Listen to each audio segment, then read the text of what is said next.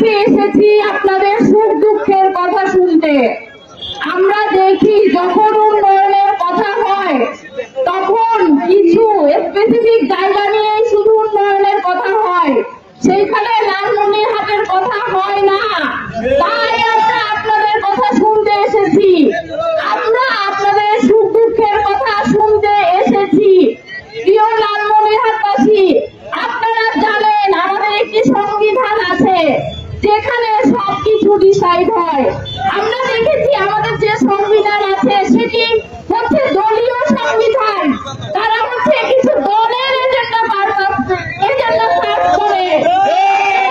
জানেন আপনারা কি জানেন আমাদের যে সংবিধান আমরা বলেছি, আমরা যখন আলাপ করতে যাই, আলোচনা করতে যাই, আমরা বলেছি যে আমরা এই দলীয় সংবিধান চাই না, আমাদের একটি জনগণের সংবিধান দেন।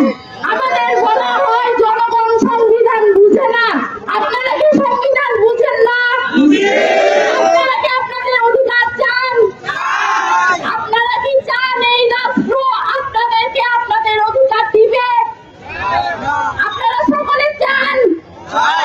আমরা আপনাদের এই আওয়াজ নিয়ে সারা দেশ থেকে এই আওয়াজ আমরা পৌঁছায় দিতে চাই সর্বত্র, গ্রামে গ্রামে, দরজায় দরজায়।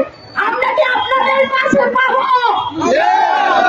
প্রিয় লালমনিরহাটবাসী, আপনারা জানেন 24-এ আমাদের কিছু ভাই বোন জীবন দিয়েছেন, 2000-এর অধিক ভাই বোন জীবন দিয়েছেন। আপনারা কি জানেন?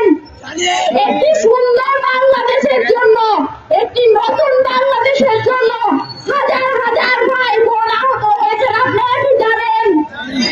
আমরা চেয়েছিলাম তাদের অধিকার, আমরা চেয়েছিলাম তাদের কথা একটি ঘোষণাপত্রে থাকবে। আমাদের বলা হয় জনগণ ঘোষণাপত্র বুঝে না। আপনারা কি ঘোষণাপত্র বুঝেন না? আপনারা কি চান আমাদের শহীদ ভাইদের কথা, আমাদের আহত ভাই বোনদের কথা লিখা থাকুক? আমরা কি স্মরণ করতে চাই তাদের?